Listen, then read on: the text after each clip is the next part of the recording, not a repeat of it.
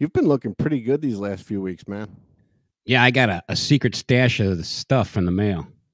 Oh, Yeah, you got the Caldera Lab stuff too, huh? I did get it. Dude, this is some great stuff, man. It's a 3-product regimen. You can go to their website and check the third-party results yourself. You don't have to believe Ray or I, but we've both been using it. It's great stuff. The 3-product regimen of the good, the base layer, and the clean slate. People who have used it are experiencing smoother and healthier looking skin. It's really great stuff. Go over to calderalab.com and use promo code DELUXE for 20% off. This is a great deal, Ray. Yeah, look good, feel good, live good. That's what I always say. Absolutely. calderalab.com. Use promo code DELUXE for 20% off of your entire order. This podcast is part of the Deluxe Edition Network.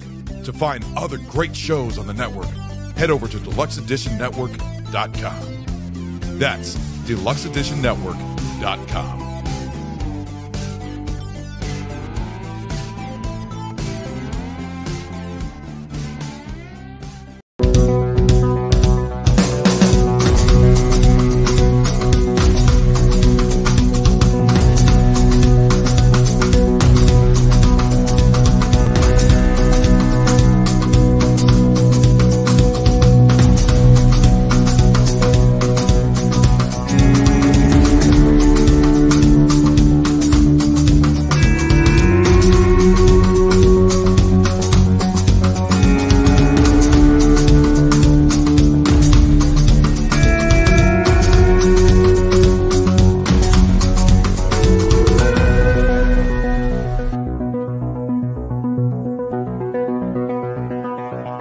Hello and welcome to another episode of Deluxe Edition. I am your host, Casey Shearer.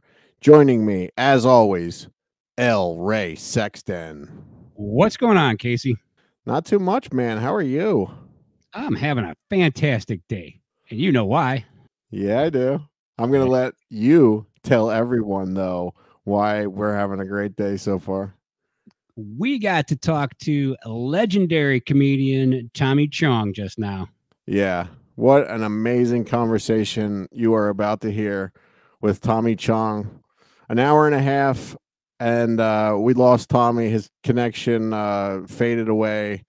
So hopefully we will get to talk to Tommy again in a few weeks because he was in the middle of a conversation, and I don't think he was ready to stop. So hopefully we'll get Tommy back in a few weeks. So let's get right into it, Ray.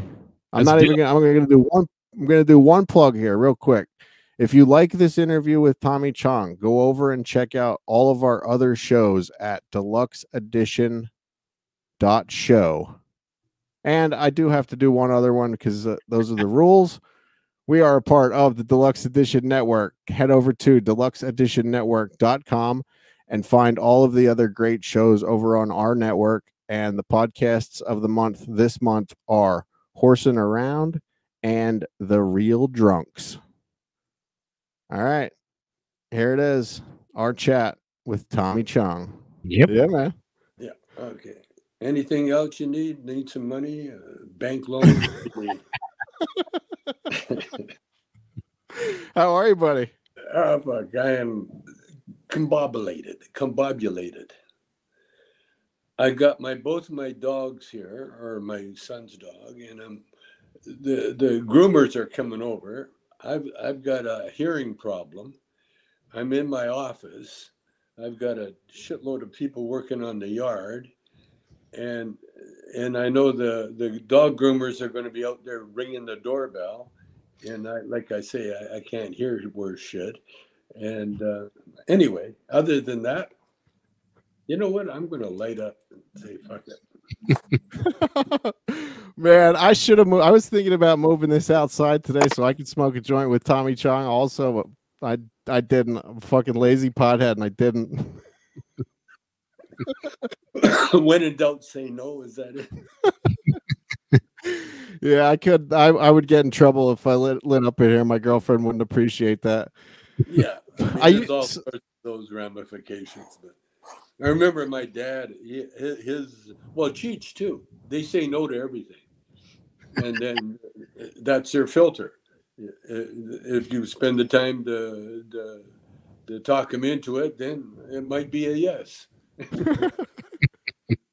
So I used to actually during the opening of the show, I used to take a big vape rip of the the THC vape products. How do you feel about that stuff? Because I stopped doing it because of it just wasn't making my lungs feel great. Yeah. I don't like. I mean, I like joints. I went back to joints after trying everything else. Gummies and strips and. I don't know if you can see that, but yeah. What is that? Oh, that's your roach. You take your roaches. Yeah, I like smoking joints too, man. Yeah. Don't save the roaches. That's a poor man thing. They're so disgusting anyway. I think that I do. The reason that I might do it, and like the reason that I have all this shit behind me, like I collect shit now, is because like I was broke at one time, and like I used to have to save my roaches. That's me. I still got those habits. Like I never smoked a joint all the way through. I still don't. I take a couple of tokes, put it out. That's why I've smoked all my life like that, and I think that's one of the reasons that I'm still here. Because if you can, in your mind, it's like diet too. In your mind, if you can say, oh, "Okay, I'm full, fine, I don't need it." We're kind of trained to devour everything on our plate. At least I was. That's another poverty thing. When I used to see, I years, I was like in my 20s before I went to my first legitimate steakhouse restaurant. Because I grew up not only poor but Chinese, and when you're Chinese poor, I mean, you don't spend any more than a couple of bucks on any meal, because you can cook it. Rice is easy to cook, and then greens and little bit of beef, because the poor Chinese, they always use the meat as flavoring. Not like in my family, a steak would feed everybody. You chop it up fine and you whack it in the wok and with garlic and ginger and everything, and delicious. But when I was almost 30 when I went to my first steakhouse, and I had my legitimate own steak, and it was quite enlightening, but I got old habits, and I reverted back. But I'm 85 now and still here, so whatever I'm doing, it works. Yeah, man, that was going to be one of my questions, man. So did you ever think in your wildest dreams? I mean, you're about to celebrate your 85th birthday. I mean, yeah. You look fucking great, man. We were just talking about you the other day on the podcast. Like, your memory's still sharp. Yeah. What do you attribute that to? Extreme poverty. When you grow up as poor as I did, things really stick out in your mind, because there are times, when you kind of, I did anyway. The thing I had going for me, my brother and I both, and to some degree my sister, but she never really got into it like we did. We were the cute little brown guys, And so when I was when my mother got TB, I was like 4 years old, and they found a spot on my lung, and so 4 years old, I was right into the children's hospital. But my dad just came home from the war, and he was like still suffering from some stuff, and he was single, and he's Chinese, and and he was a gambler, so he went to single life, and us kids we ended up in an orphanage, like a home, a Salvation Army home. And so my earliest memories was the hospital, which is distinct, really stands out in my mind because I got a needle every morning in the butt. In fact, I got it for a while there. I got about 3 needles in the morning because they were trying all these experimental drugs on me to stop the disease I had in my lung, which was pleurisy. Not quite TB, but close enough to scare the shit out of everybody, And so I spent about a year in the hospital. And the worst thing about the hospital was having that shot in the butt every morning. But these nurses, they're gorgeous nurses. They liked this little brown guy, because I was a little brown guy in a sea of white babies, in Calgary, Alberta, Canada. And so I got spoiled with gorgeous ladies and big titties, early in my life. And it never left me. Isn't it cute? They would hand me around and I'd go from one gorgeous lady to another. And when you're that age, I mean, it really affects you, because you're getting all the equipment that you're going to need later on in life, and your whole purpose is to grab one of these gorgeous ladies and big babies, And so my earliest memories were so vivid and so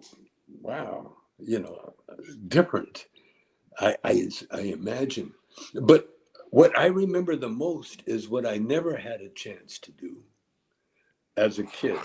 Like, for instance, I went from the hospital right into the orphanage, the Salvation Army home. And my brother had been there before me. He preceded me. He wasn't sick, so he went right into the home.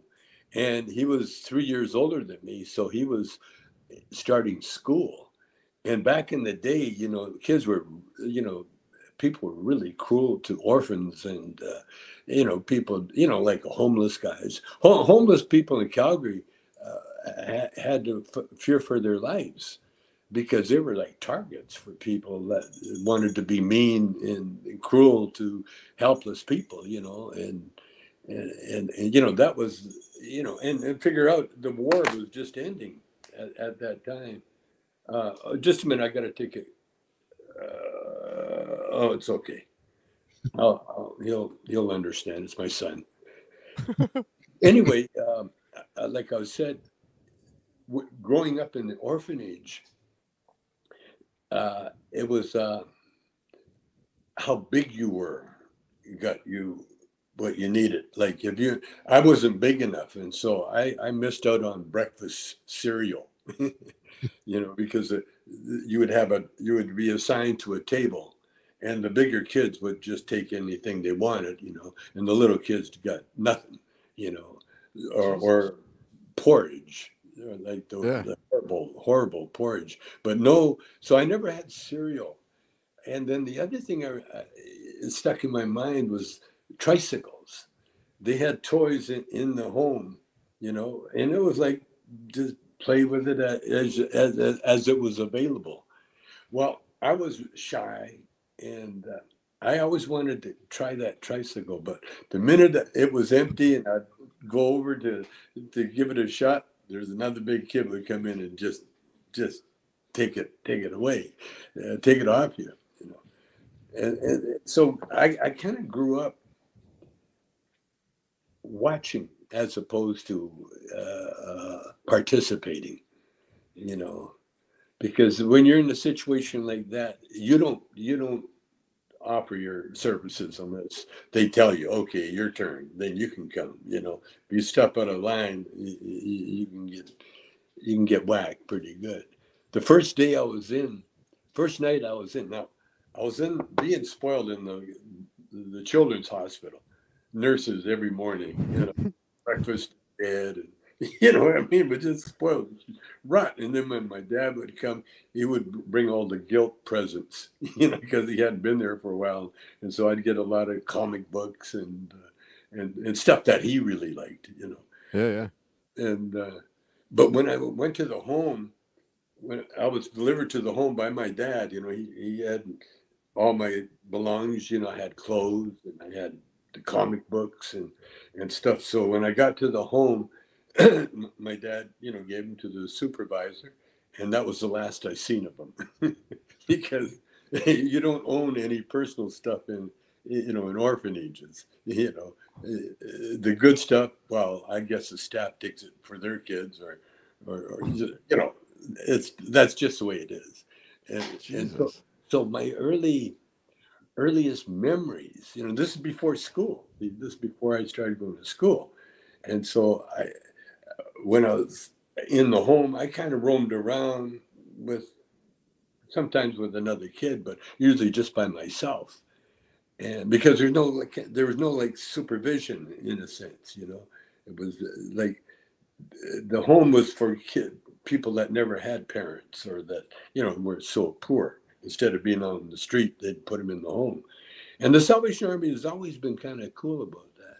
And I got to credit them for giving me my spiritual training, because you never did anything in the home unless you did like almost an hour of church service, you know, the singing of the hymns and the praying and the rest, you know, the rest that goes with it. Like the home, the Salvation Army home, you know, they were the first, and probably still are the only like rehab drug center for people, you know, down and out people, you know, that needs them. You can always get what you need at the Salvation Army home. You know, that's the way it used to be, and probably still is. Sure. And so it was my earliest experience, and it kind of taught me how to survive in the jungle. You know, what you did, you found a big friend. Yeah. The oldest kid, you know, he was an 18-year-old getting ready to leave the home, and he was like, all the little ones would gather around him because he would make sure that nobody got bullied, and, you know, that kind of thing. He was like our big protector, you know, and that was my earliest memories. But like I said, they would pray before they did everything, say grace before every meal, and then pray for the poor people. And you know, it was, and the funny thing about the Salvation Army home, because it was during the war, you see, and so they had militant Christian songs that they don't do anymore. You know, they took it off their program because it didn't fit with the Christianity, you know. Like one was Onward Christian Soldiers, marching off to war with the cross of Jesus, going as before, you know, like they're talking about the Crusades and shit, you know. So it was my upbringing, you know, and I think the positive thing was that you always had prayer to go to. I always had prayer to go to, no matter what was going on in my life. I would stop whatever I was doing and then just pray, you know.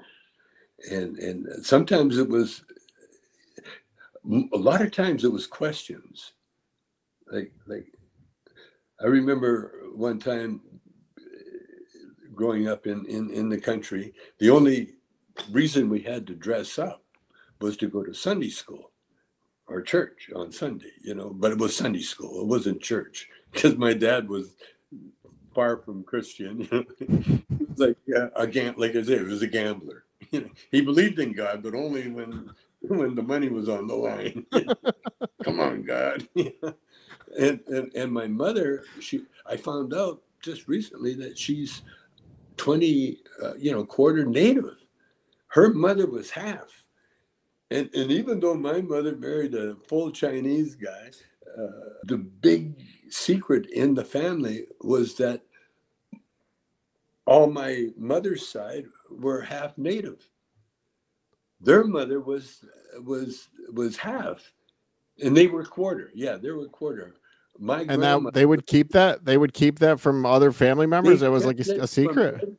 Well, the family members knew, and like then we were like Harry and Marco, because my mom was married to a Chinese guy. We were even lower on the totem pole than everybody else, and I mean, very racist back then. We're talking the early 30s. I mean, the later 30s and 40s, 50s.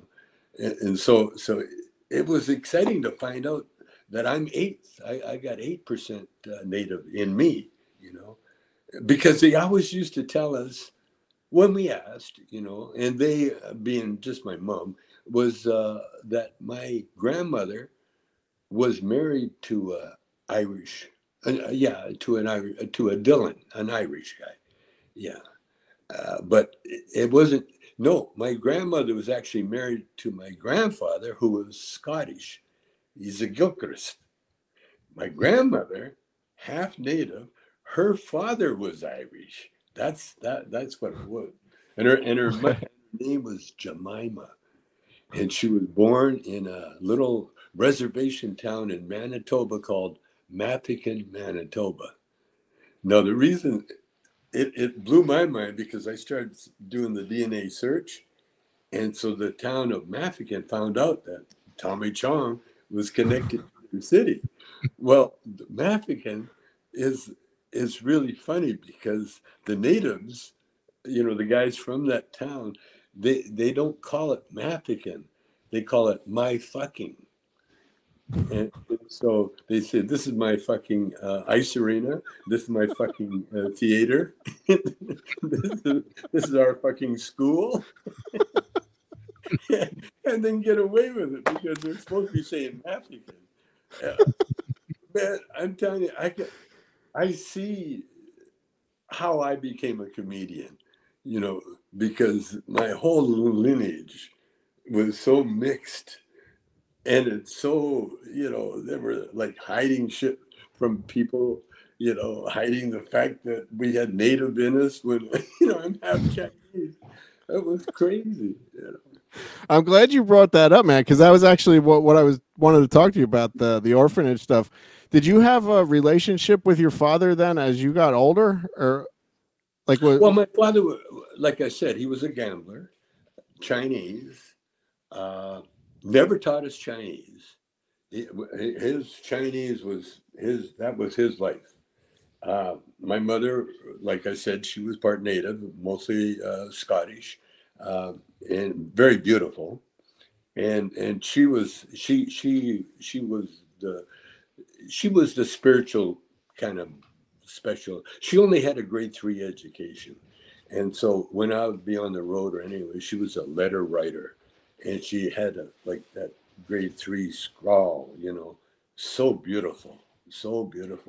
And she had these grade 3 words. She'd sound them out phonetically, and never learned to use a dictionary or because when her mother committed suicide, when my grandmother committed suicide, the Indian, they were half Indian. And so the girls, at least my mother, was made a domestic worker. She lived with an English family and learned how to keep house, do the washing and the ironing. She was a domestic servant. And I didn't know how my mom and dad met, because my dad was very quiet, hardly talked, and I only had one conversation with him, really. And that was after when my mother died.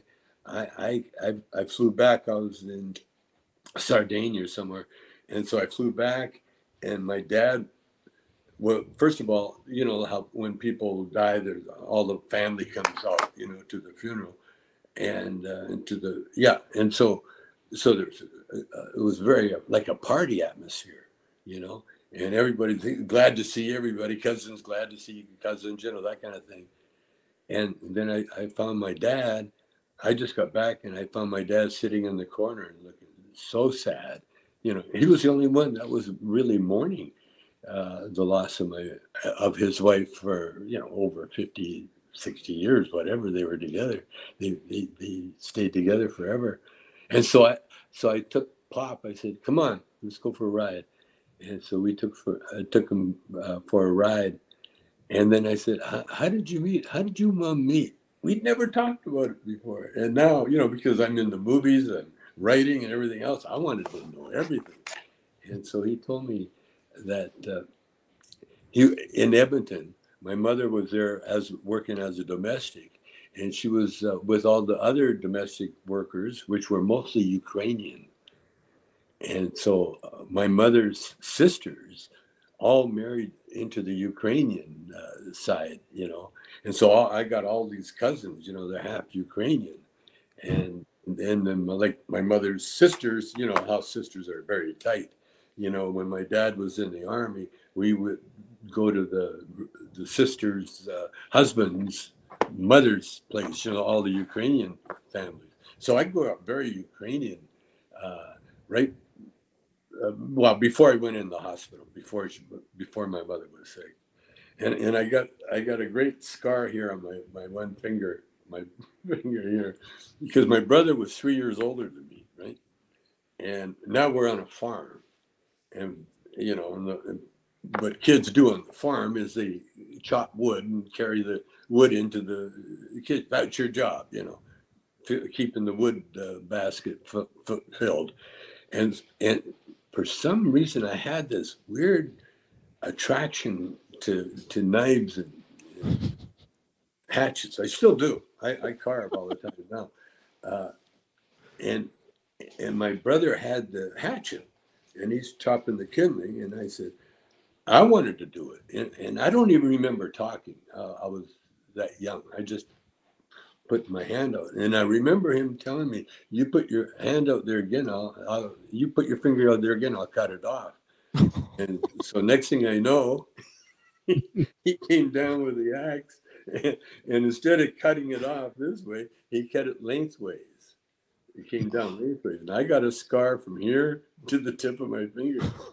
But we were so lucky it was in the Ukrainian farmhouse, and so there was no worry about doctors or any drug stores or band-aids, any of that shit. And the old Baba, the grandma, she took my finger, took me in there and cleaned it up, wrapped it up, put an Indian split on it, put bark and tied it up, and good as new. It just, damn, man. Just took care of that.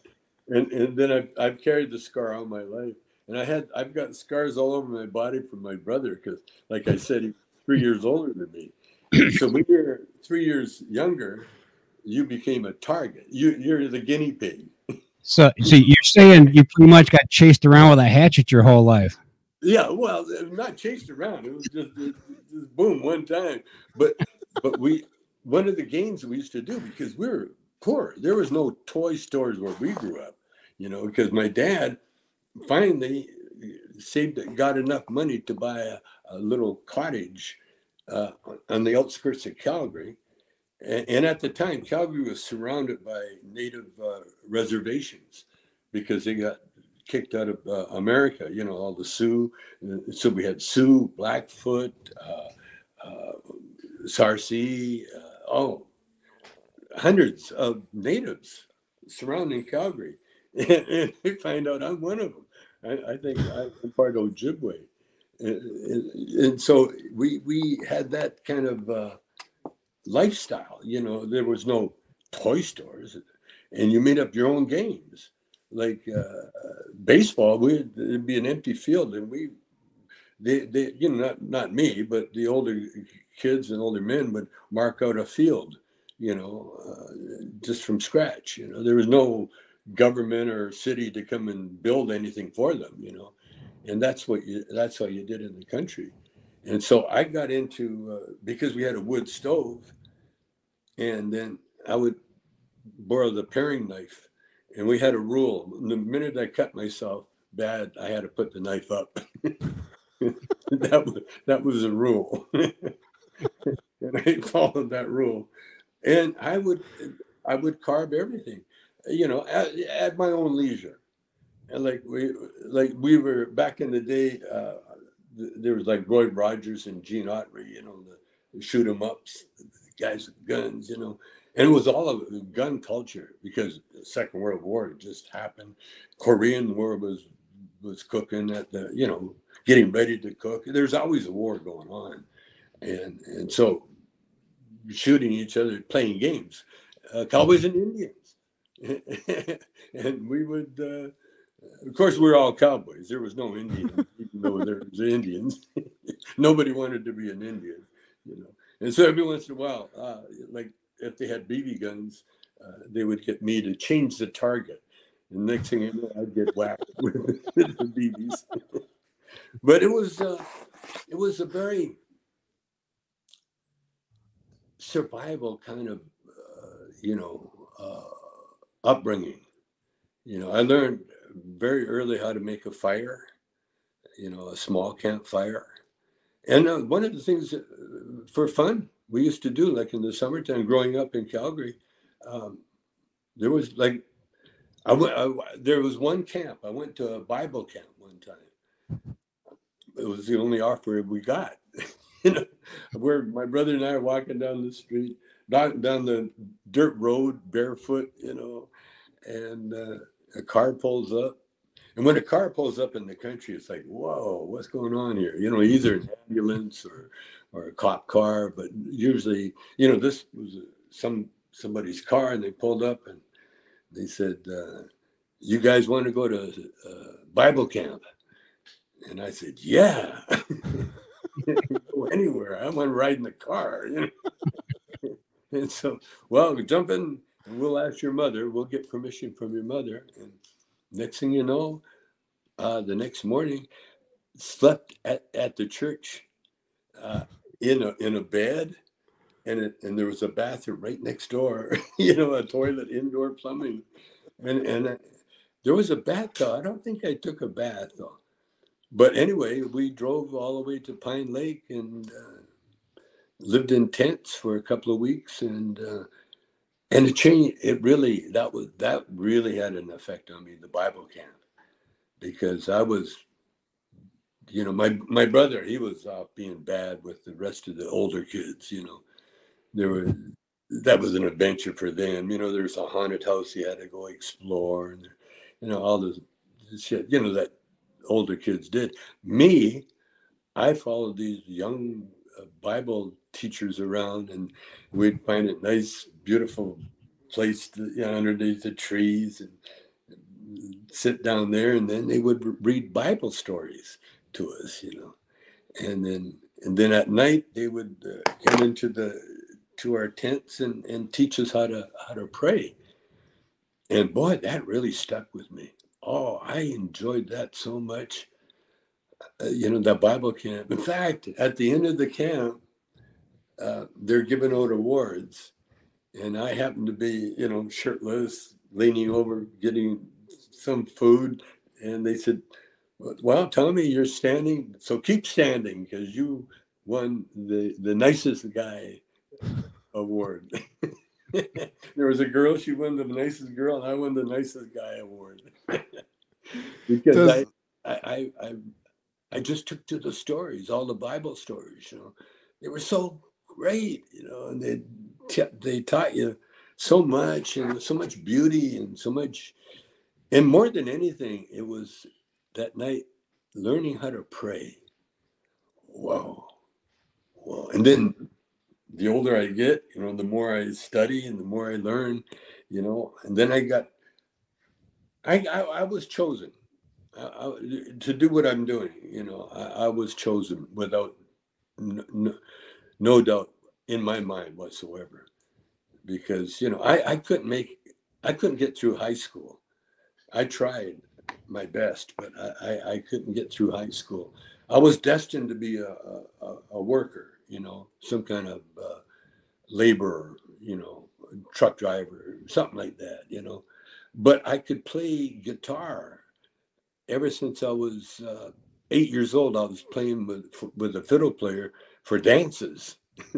Our neighbors, he found out I could play enough guitar that I could help him, So next thing you know, I'm sideman on it with a fiddle player, and he taught me all about show business.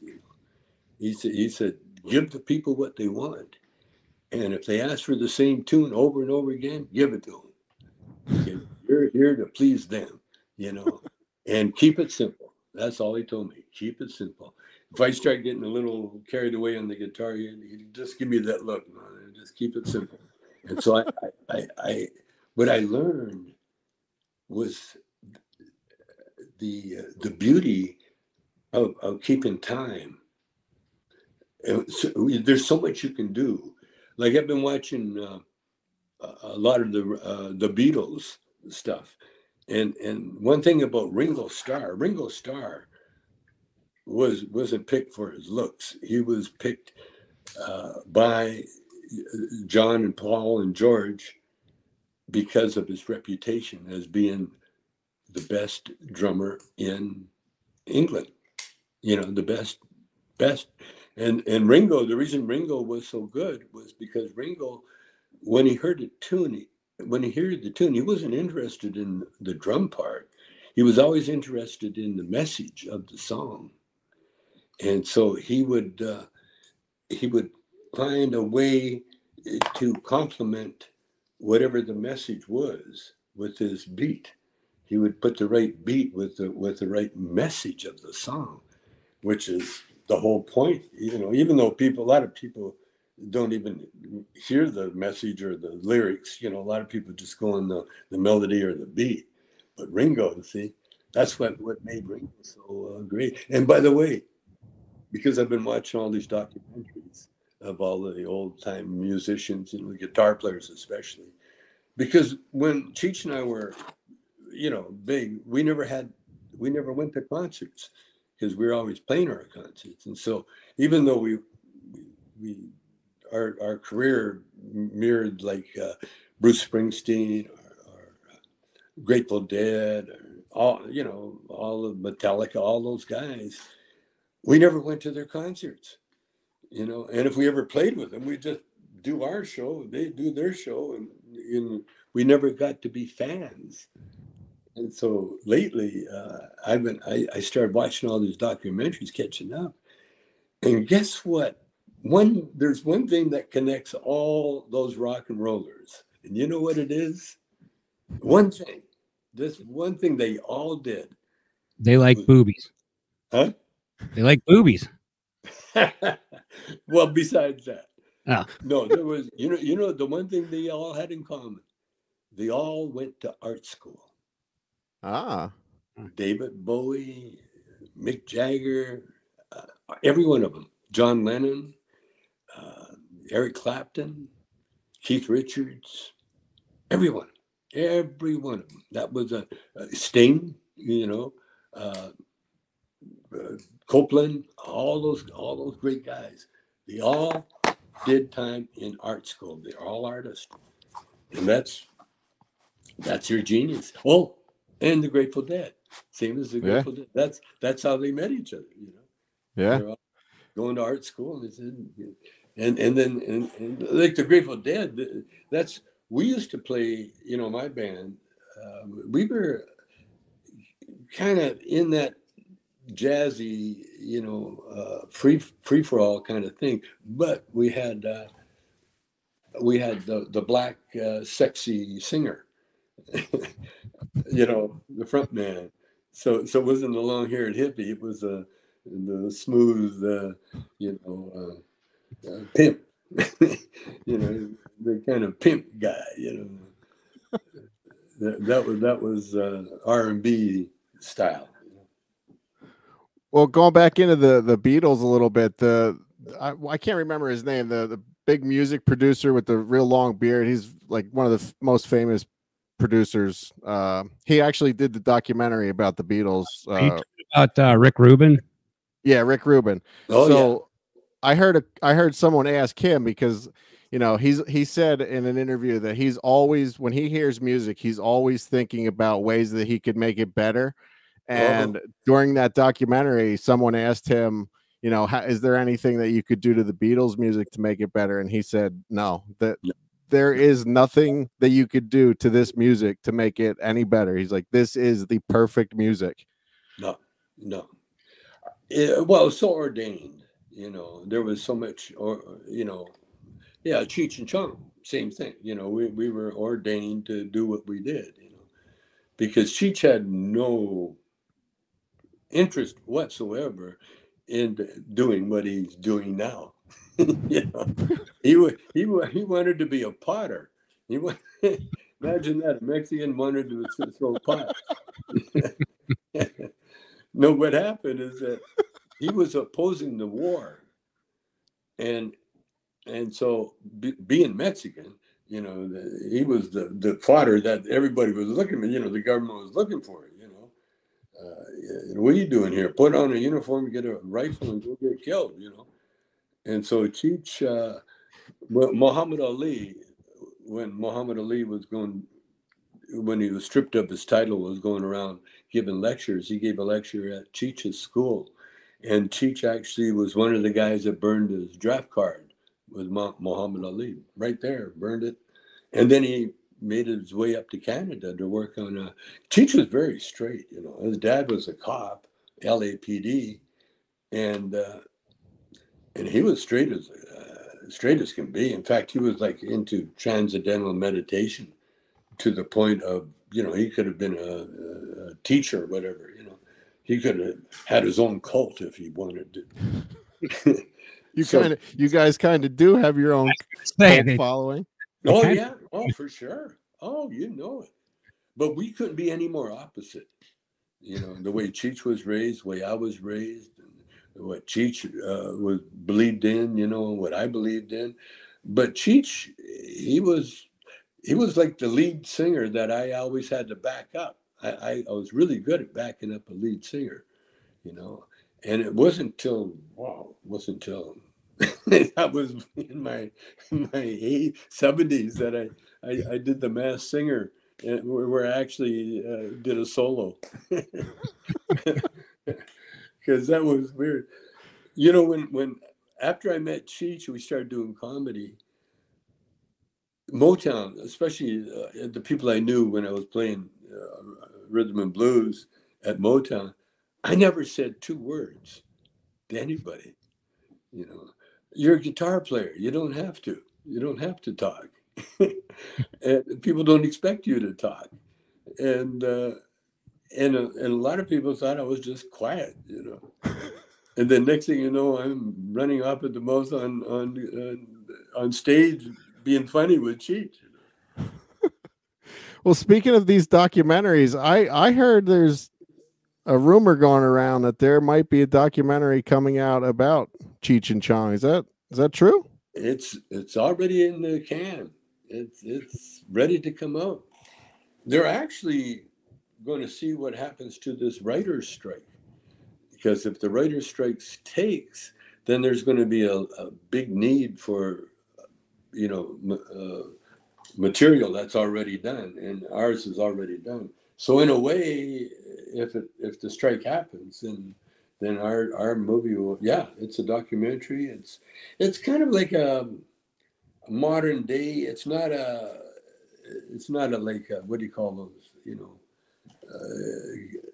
The Love Fest doc, where everybody's great and everybody talks about how great they are.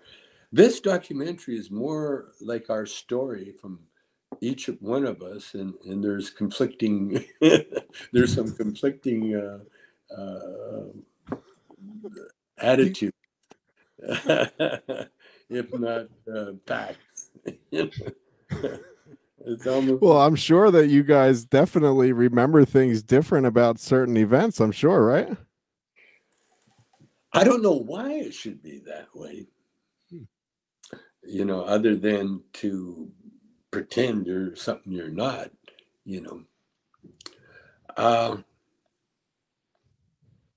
But I have to accept, I'm accepting it because you have to, people show you who they are, believe them. Yeah. Yeah. So but you and Cheech are still, like, the last time that we talked to you, you kind of said that you and Cheech, you're on speaking terms, but not really doing a lot of things together anymore. But since then, I've seen you guys have done a quite a bit together. Oh yeah. So, Yeah.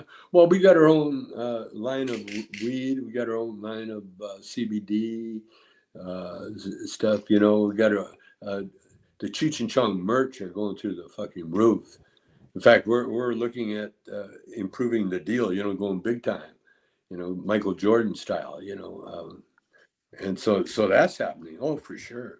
No, we hit that iconic bell. And you can't unring that.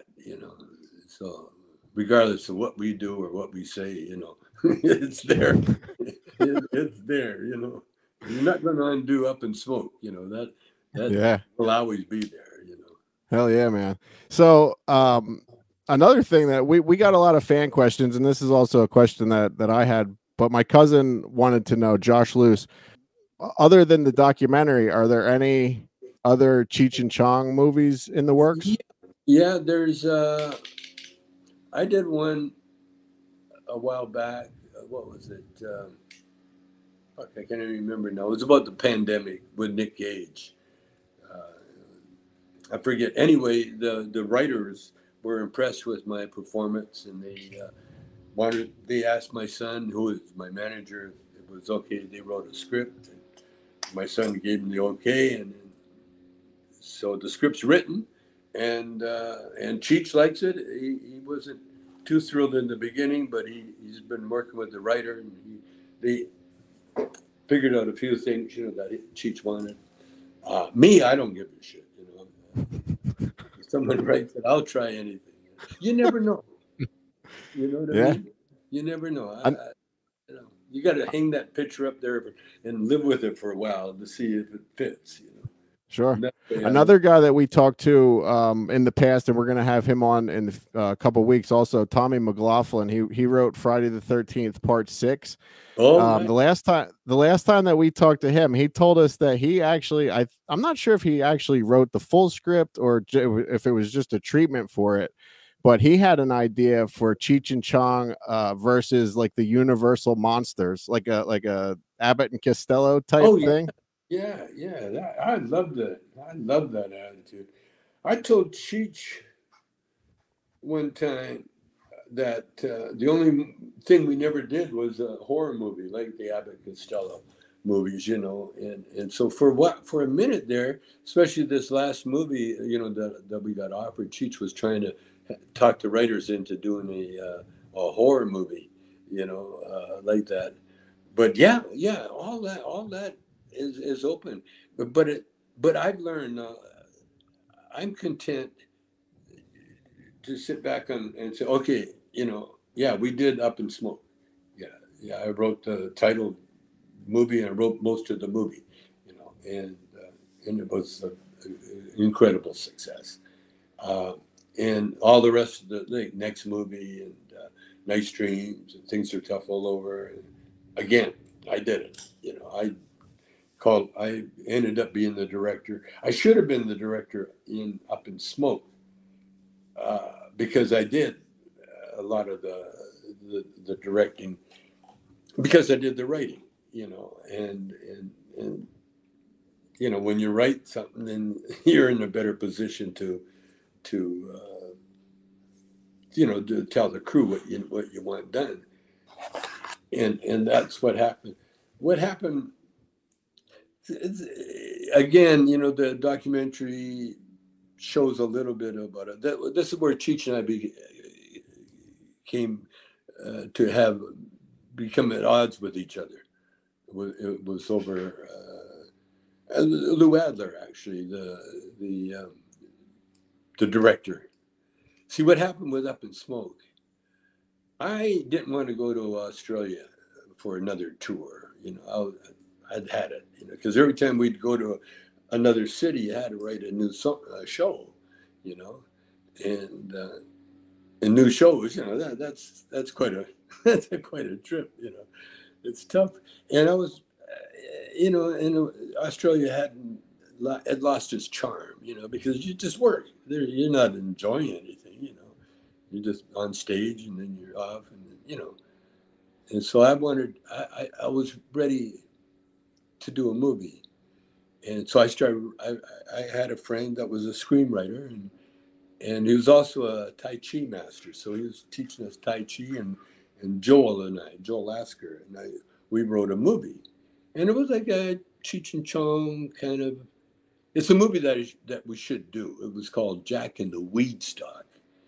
And it was about two guys, they were trying to get to a concert, and the one guy, Chong, was sent out to buy the weed, but instead of buying weed, he got seeds, man. Then if you got seeds, then you can have weed forever, you know. But that didn't help the concert, man. So Cheech gets mad, throws the seeds out the window. And of course, next thing you know, we wake up the next morning and there's a giant weed stalk beside us. And then we crawl up the weed stalk and we run into the giant and the whole thing. That was the movie that Joel and I wrote. But when we took it, I didn't even, what do you call it, try to push it, you know, because it wasn't really ready. And that's the way I'm a procrastinator. I don't really follow timetables like I should.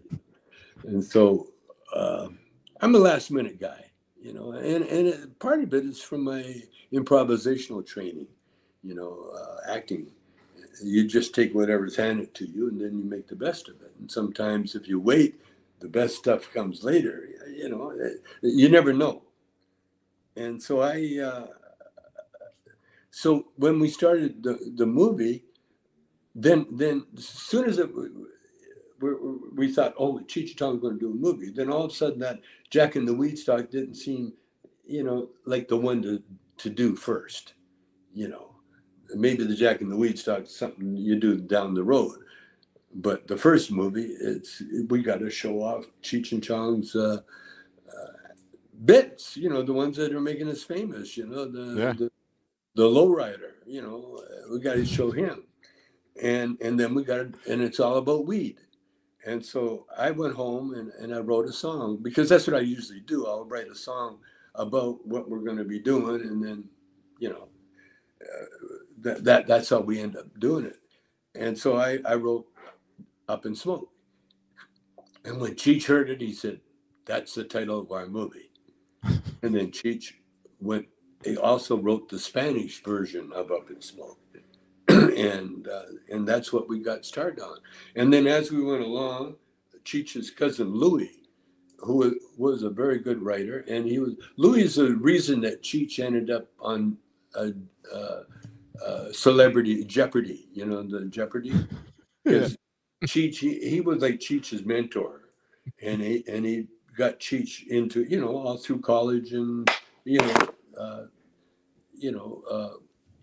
his art, love of art, and everything else all came from Louis. Well, Louis wrote part of the Up in Smoke with us. You know, that's when we had a writing session, and so we wrote the first part of it, and then we would write the rest as we went along. You know, I would write the rest as we went along. I'm always saying we, but Cheech was never there. You know, but you know, and I would leave room for Cheech bits. You know, because talking, I'd hear about all these bits of how he came home drunk one night and get up and peed in the hamper instead of the toilet, you know. And so we put that in the movie right away. And then we're in the trailer, you know, in between shots, and JD's the girl that, you know, in the movie, she starts talking about a roommate whose boyfriend's name was Alex, and she would get real loud, and she'd be, fuck me, Alex, and so we put that in the movie, you know. You know, anything that come along, we'd be talking about, okay, let's put it in. And so that's how we shot that movie for less than $1 million, and it took less than a month to shoot the movie. Can you believe that? We had to do one reshoot, and that was like a big deal because Lou had put in an ending that he thought, that Lou he liked the idea of being a director, and especially it gives you all the power, And so at the end of the movie, instead of waiting for me to come up with the bit, he told me, he says, "Oh no, it's okay. We're working on an ending." And I thought, that's nice to hear. I think you better tell me about it. And he didn't. And so they shot it, and I had nothing to do with the writing of it. And then they showed a screening with Lou Adler's ending. It was so fucking bad. It was the worst ending to put on a movie like that, because that movie was just crying. That was the introduction to Cheech and Chong, Yeah. And so were you not even in his ending? It doesn't sound like you had anything to do with it. No, I'll tell you what his ending was that, when Cheech picks me up and hey, and then he pulls away just as the cops bang into us at the back, Yeah. Well, Lou's ending was that we go back to that scene, and now instead of the car banging into us and driving away, and us driving away, we were so stoned it was all a dream.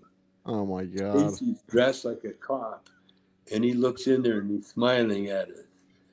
And it made no sense. It had nothing whatsoever to do with the story. It was just horrible. But it shows you why certain people are writers and directors, and other people shouldn't be allowed anywhere near anything creative like that.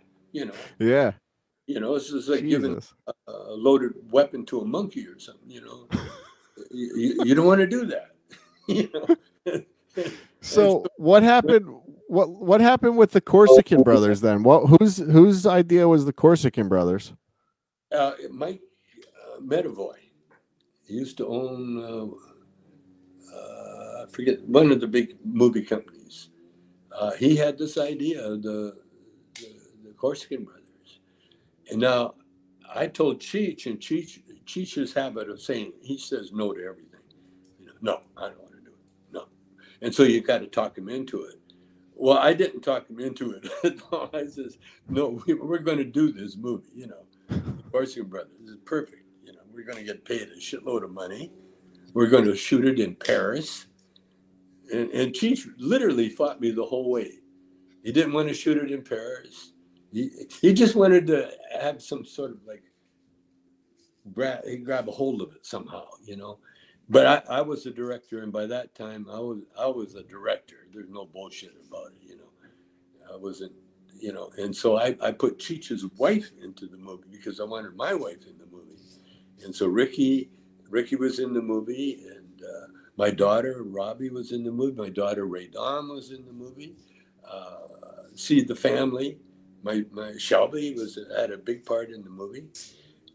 Cheech and I. Now Cheech, the only thing Cheech said, he said, I don't want to. This can't be a stoner movie. I don't want to do a stoner movie. Well, the whole idea that Mike Medavoy had was that these were the Corsican brothers, but they're stoned. And so that's what he wanted to see. But I said to Cheech, okay, let's do a movie without any dope in it. And I wanted to show the people, the world that, we're not tied to anything. And so we actually shot a movie, and I got the best compliments for that movie not too long ago. When Quentin Tarantino called my son Paris, and told Paris that, of course, he loved Up in Smoke. But the movie that he was really impressed with was the Corsican Brothers. He said, because it was a real movie and I pulled it off. Yeah. I made a movie. Yeah, it showed your range that you weren't just the stoner. Yeah. Yeah, and to my recollection, it's been a long time since I saw it, but to my recollection, there was one scene where you packed a bowl, if I remember correctly, right? Well, we burned the place down because we're playing with fire. There was, it was a bull, but we ended up burning the place down, and so then we're going to get in trouble. So then we got to go home, and then Cheech says, "Well, home is this way," and I said, "No, home is this way," and that's when we split up. And then Cheech he ended up in Spain, and he lived most of his life in Spain, and I came back, and I ended up back with my family, but I became a revolutionary while he was gone, and then we meet up again, and then we carried on. But it was so much fun doing that movie. And the only problem I had, again, Cheech wanted to sabotage it. He didn't want to shoot in Paris. I mean, can you imagine not wanting to do anything in Paris? I mean, and so to placate him and Peter McGregor Scott, Peter was the line producer, and he was the line producer on Up in Smoke, and no, he wasn't the line on Up in Smoke. He was the line producer on Next Movie. When I directed it, and then I kept Peter, through all the movies, including the Corsican Brothers, and then when Cheech did his own movie, he kept Peter McGregor Scott to do Born in East LA. Okay. Yeah. So we have another fan question here. So that's why I brought up the Corsican Brothers. Were there any other films that you were turned away from, or that people turned you down for because of your persona, because they thought that you might not be able to pull off the role because you always were playing the stoner character? Well, I would never know about them if there was, there's so many actors, there's a part for everybody. And usually when they write a part, if they write it for you, like on the contrary, it was the other way around. It was that 70s show. They wanted that character, and I was like the stunt celebrity, they called me, all the kids, because they had a good show going, but they needed that authentic, to make it authentic, because the weed circle and all that, having me just in the movie, it sort of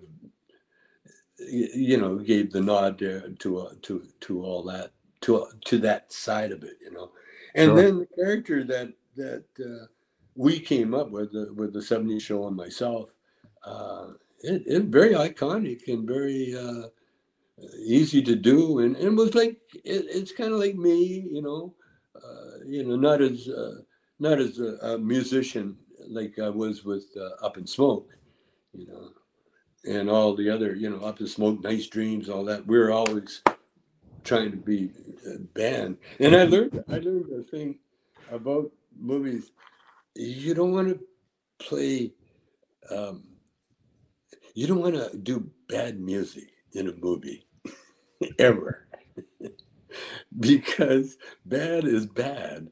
It's just like having a spoiled fruit or something, and because you can eat it, you don't need. Doesn't mean that you should. Right. So that was one of the lessons I learned, and that was one of the lessons that why Up in Smoke was such a big hit, because we were winners. We were never losers. You see. And whenever you play a loser, it might be good for the ego or whatever, but it doesn't help box office, or it doesn't help fans, because fans, they want to win, they don't want to, they want to stay up there. And the thing is, Up in Smoke, Cheech really sacrificed a lot doing Up in Smoke. And what he sacrificed, he's gotten back in so many ways, because using that character that he used, it was in so many ways detrimental to the Latino population, You know what I mean? Hmm. I guess there are some. I've never really met them. You know, the snobs. Oh no, I take it back. I have met him. I met one, Luis Valdez. He's a director, Yeah. and he did not like Cheech and Chong, and he definitely did not like Chong. And when he did La Bamba, he Yeah. had a cast party, and I got invited to it. I don't know what happened. I got invited, but when I went there, a security guard came up and told me that I was disinvited. You know, he did not want me at that party. And this is Luis Valdez. So Jesus. there was, Cheech really sacrificed a lot in order to do Up in Smoke, and then after that, we tried that. Well, what we did with next movie, we had him play his cousin, so he wasn't, he wasn't typecast in any way, Right. but he was still Cheech. Yeah. Yeah, but Cheech, that Up in Smoke character is so iconic that if he never did another movie in his life, they would still refer to that movie as the incredible character that he did. Because what he did really, up until Cheech, all those characters were played by Jewish guys, or white guys, with a fake Latino accent, I Yeah. forget what's his name? Yeah, he had that one. Yeah, the characters, and it's kind of racist, Yeah, Just like well, wouldn't maybe, Jerry Lewis was big on that too, right? He would always wear the yeah. Chinese hat Oh, and with the yeah.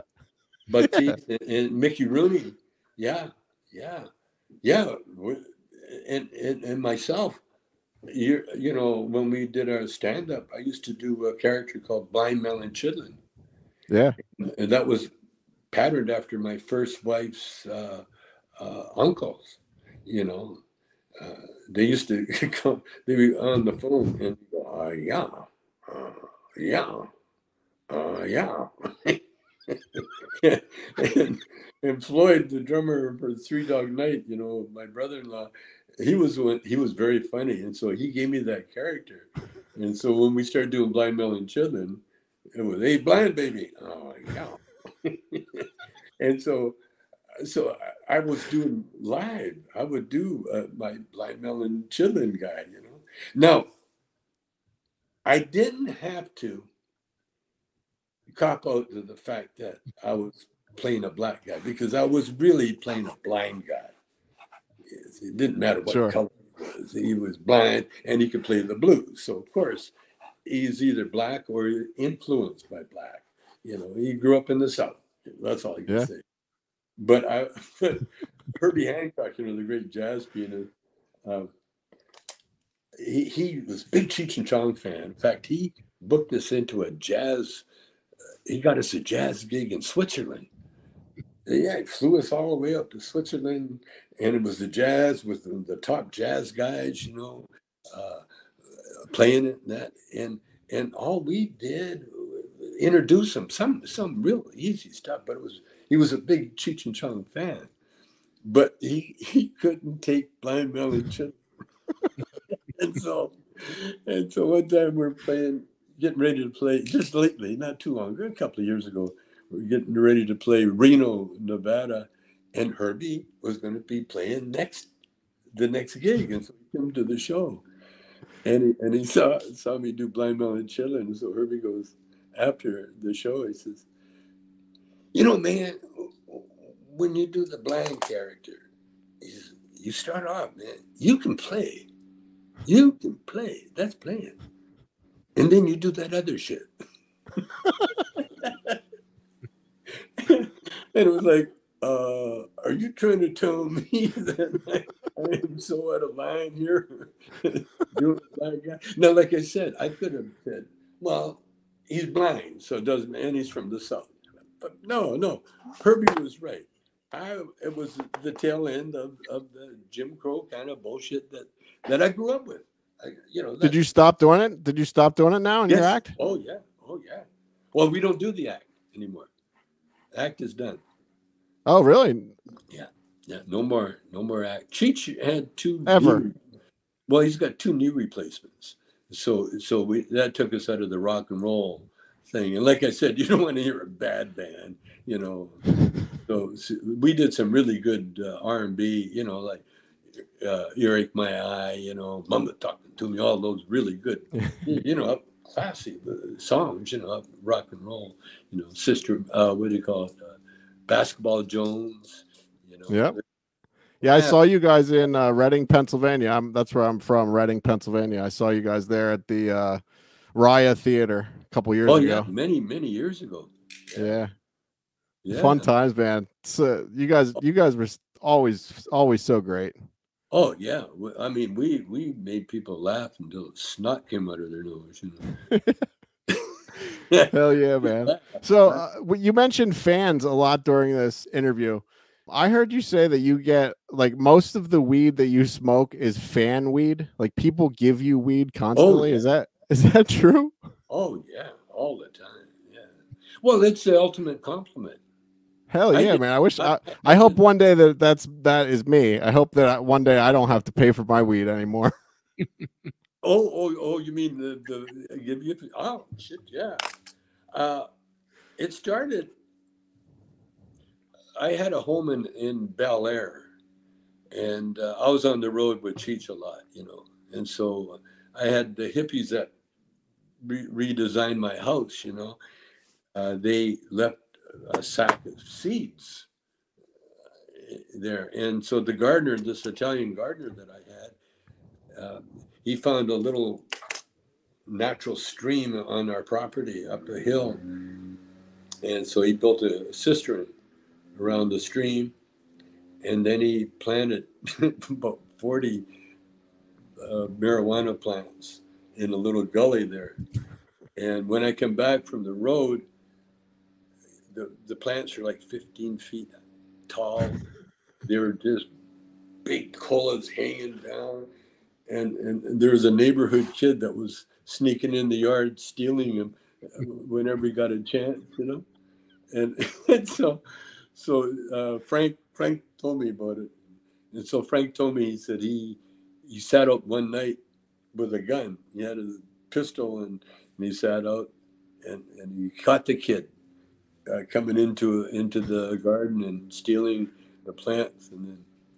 And then Franco ambushed him, you know, come right behind him and said, "You drop the bag, I'm going to shoot you in the ass."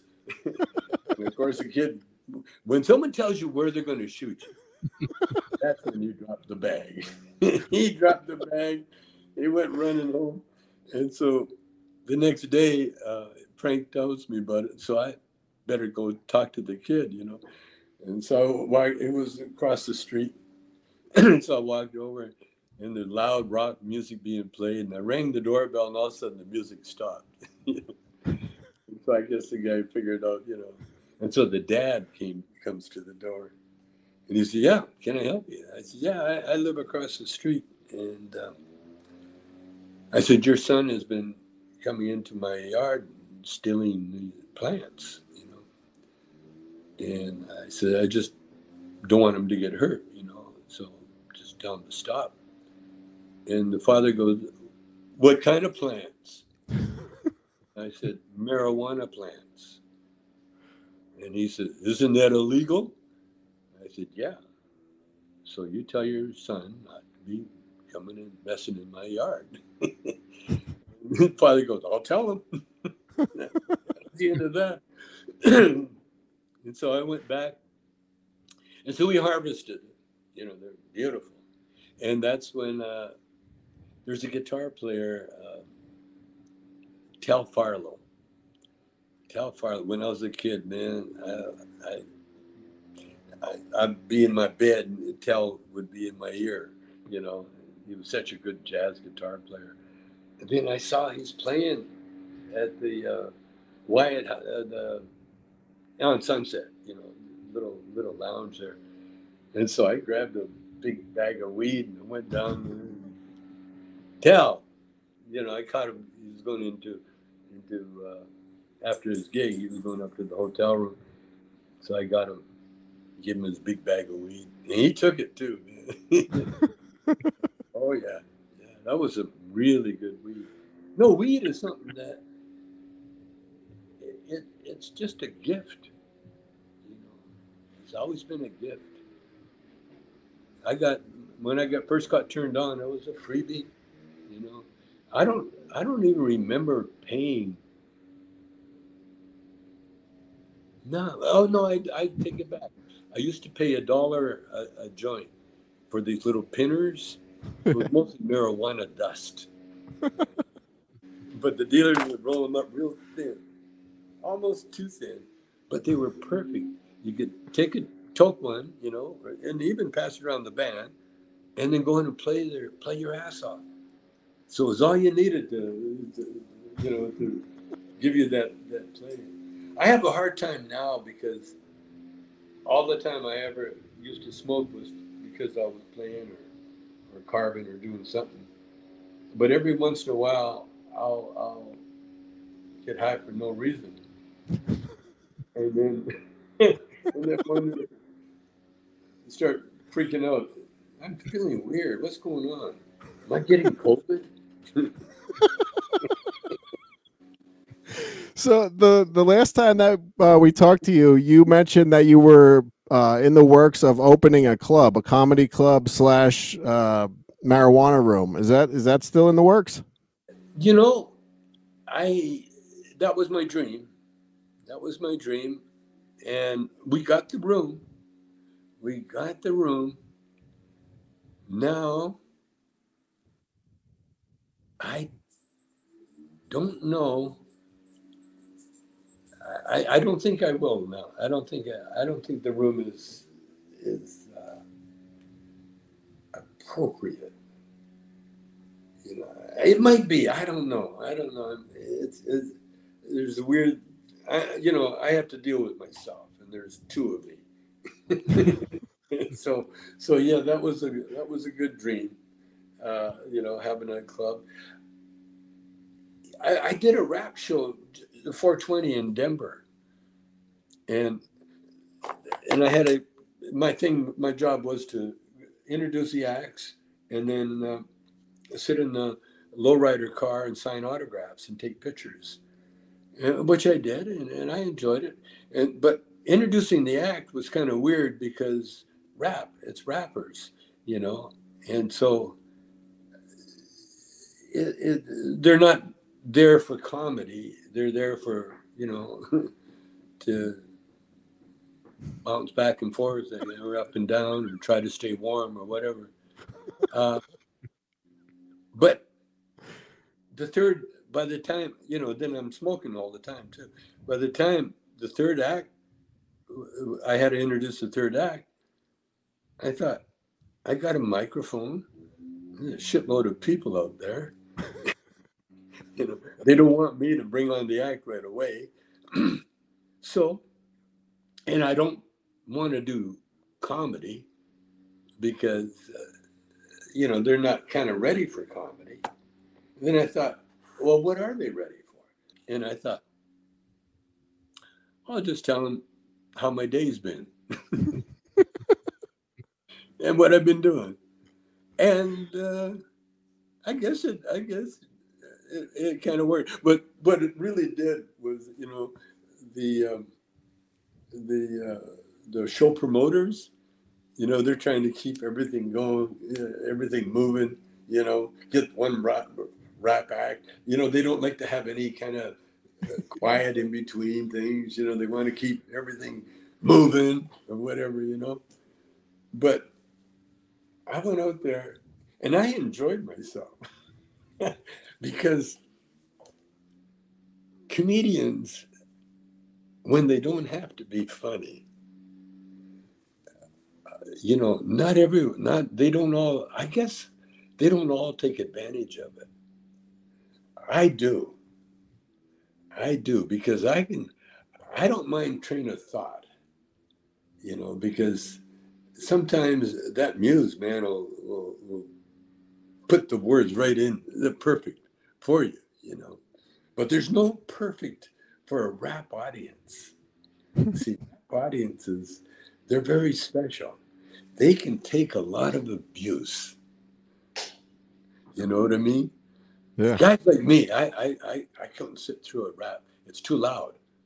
The music's too loud. The bass is too loud. I don't really care about the message. You know, get down tonight. What does that mean? You know,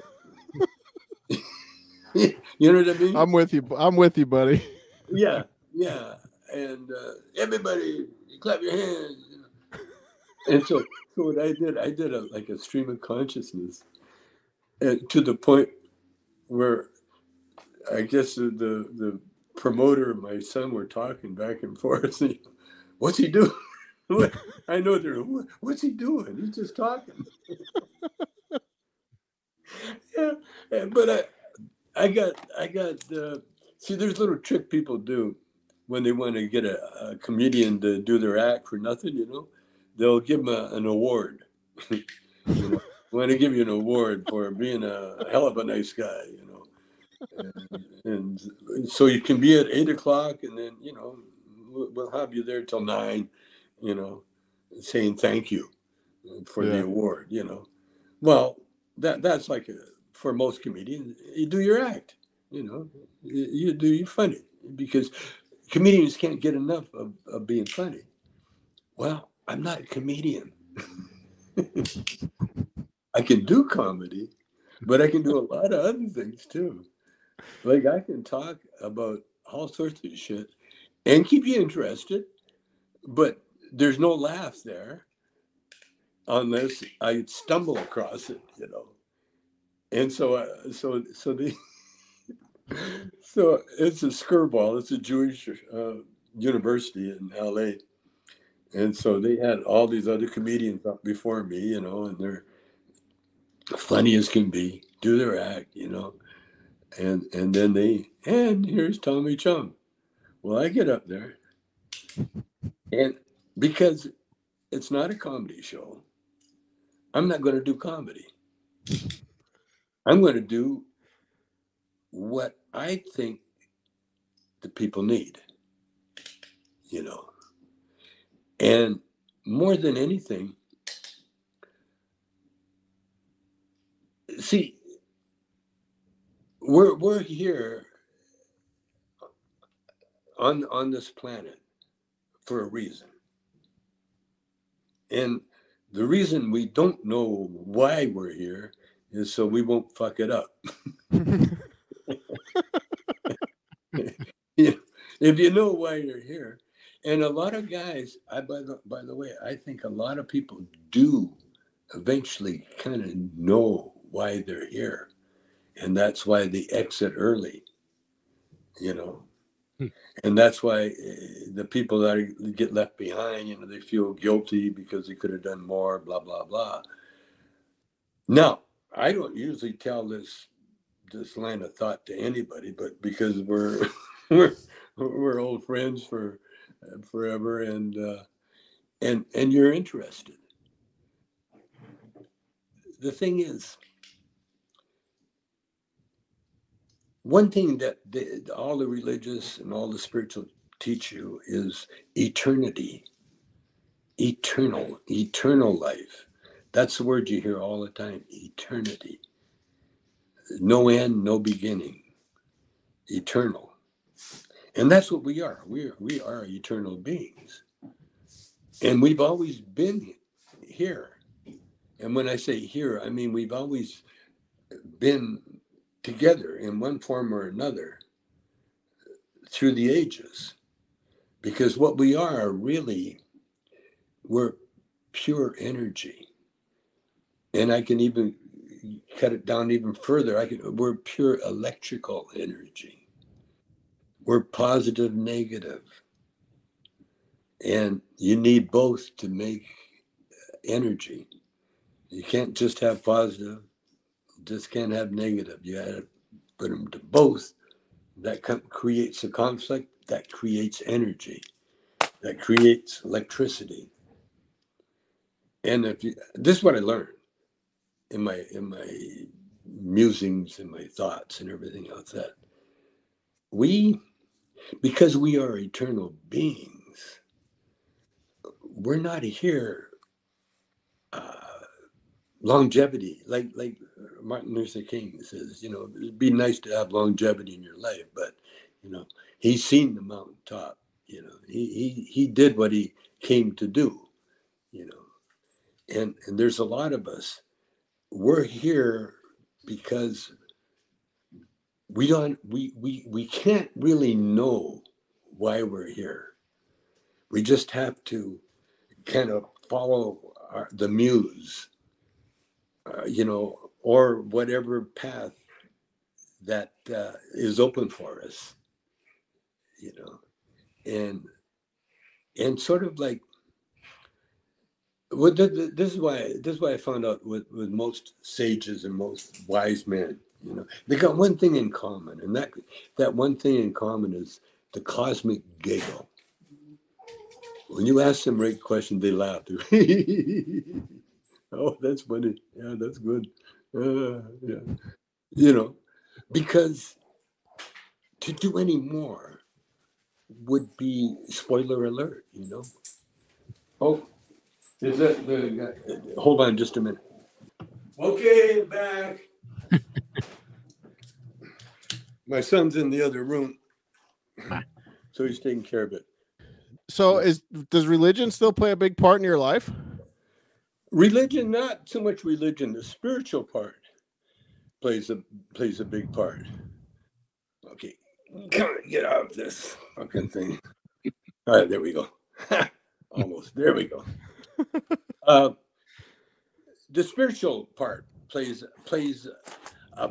It's a big part, but it's not. I hesitate now to do the spoiler alert, on people, because you don't know when things are going to change for people. You have no idea. Yeah, that's just the way. That's the way we're built. So my job really is to administer to the people that need hope, that they need to have something to cling to, because a lot of times when especially when as you get older, you lose. Well, it's like reading a book. You don't read the same fucking chapter over and over again. You go into the next chapter. Yeah, and that's our life. So you keep reading, and so if it's not as comfortable as what it used to be, well, then so be it. Our whole being, because we're eternal beings, we only learn from experience, and you can only learn from an experience that you've never really had before. You see, that's why. There's no one way to go anywhere or to do anything. Like it's like skiing, for instance.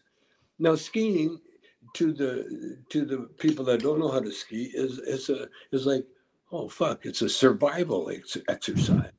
Hope I make it through here without killing myself. And then for people that have skied all their lives, it's their way to relax. Yeah. Everybody has a different reason for doing different things, for skiing or for even doing podcasts, different reasons, and there's no one size fits all in anything.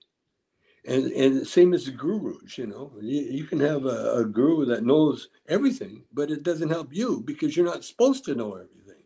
You're supposed to learn as you burn, basically, And one of to me, one of the greatest things about the weed was that it slows you down, settle down, calm down, relax. We'll get there. Everything's going to be fine. No rush. Oh, enjoy everything. Enjoy every moment. And that's what I've been doing all my life. I've been an observer all my life. And that's all you got to do everything that I've done, including the movies. It's not me. If it was me, I wouldn't get out of bed, you know. Why? It's that urge that I have to do things, you know, to, if nothing else, to encourage others. You know, like I'm watching this African show, you know, where they have a million wildebeest grazing, and then now they got to go across the river, and the alligators are waiting there for them. But there's always that one wildebeest that, oh fuck, I guess I better. No one else is doing it. I guess I would be the first. The way to go. Now he's the smart one, because he surprised the shit out of the crocodiles. And he's gone before anybody else figures it out. It's the ones behind it. And now the crocs, oh, here they come. And so they wait for the one that hurts themselves or whatever, and then they go get it. But yeah, you know, life, it's so amazing when you get to the point where I'm at. You know, I'm at a point now where it's inevitable. My end, you know, I'm near the end. No matter how you look at it, I'm near the end. But I had another friend, Zabel. He was a bodybuilder, and he contracted malaria when he was fighting the Japanese in the Philippines, and he's a bodybuilder. And he'd been married, 3 times or 4 times. Every time he'd get a divorce, he'd tell the wife, "Take whatever you want. Take whatever you want. It's yours." But he was so well built that right at the end of his life, he had malaria and he had some other issues, I guess. You know, he was about 83 when he knew he was going to die, and then he went back to New Jersey to be home. You know, and but before he used to work at Gold's Gym. He was a guy that was supposed to answer the phone and sell T-shirts, but he did either one. He felt like it, you know. But I went to say goodbye to him because I knew that he was going to be leaving. And I'm waiting. I get to the gym, and I look, and in the corner, kind of out of sight, was this gorgeous model. She had in her 30s. She was waiting for Zabel to get off work. As the Zabel was a legendary. He was built like a black guy, you know. he had the equipment. So much so that even though he was dying and sick, the girls are lined up and saying, "One more time, Zabel, come on." What happened? That's amazing, man. I don't know what happened. We can still hear you. What happened? We all deal with the Sunday scaries, right? Sunday scaries are those oh shit, stressful, nervous, can't sleep, dread feelings that hit you on Sunday evenings when you think about work or just freaking life. Unfortunately, you can feel that same pit in your stomach any day of the week. Thankfully, Sunday Scaries CBD gummies were made to defeat the crap that life throws at us. These are the perfect CBD gummies for professionals on the grind, super moms, students, party animals, and everyone in between. Look, I get really nervous before these interviews that we do, so I take 2 CBD gummies every Sunday before these interviews, and the Sunday Scaries are gone. I have no problem with these interviews. So we've partnered with Sunday Scaries to bring you an incredible offer. Head over to sundayscaries.com and use promo code DELUXE15 at checkout to get 15% off of your entire order. That's sundayscaries.com and use promo code DELUXE15 at checkout to save 15% off of your entire order. Well, it looks like Tommy is not coming back. Looks like he lost his internet. We were only supposed to have Tommy for 1 hour. We had him for an hour and a half. the conversation was amazing. So hopefully we'll be able to get Tommy back in the next couple weeks, hopefully, and finish that conversation up, because I still had more to ask him. I mean, I think that he would have talked longer. It's just something's up with his internet. I'm almost positive of it. Yeah, it seemed like the battery died on the iPhone or iPad or whatever he was using. So I'm sure when it recharges up at like 3 a.m., he'll call you right back and finish the interview. I have an early flight to Vegas tomorrow at 6 a.m., but I can guarantee you if I got a call from Tommy Chong tonight at 3 a.m., I would haul myself out of bed and get over here into this room and record the rest of that interview with him. Yeah. And I bet you he would just start talking like there was no gap in between. I'd have to switch it over to my phone so I could talk to him on my way to the airport. All right, let's wrap it up. If you like this interview with Tommy, go and check out the rest of our interviews over at deluxeedition.show. Next week, we have JD Slacker. Make sure you check that out. See ya.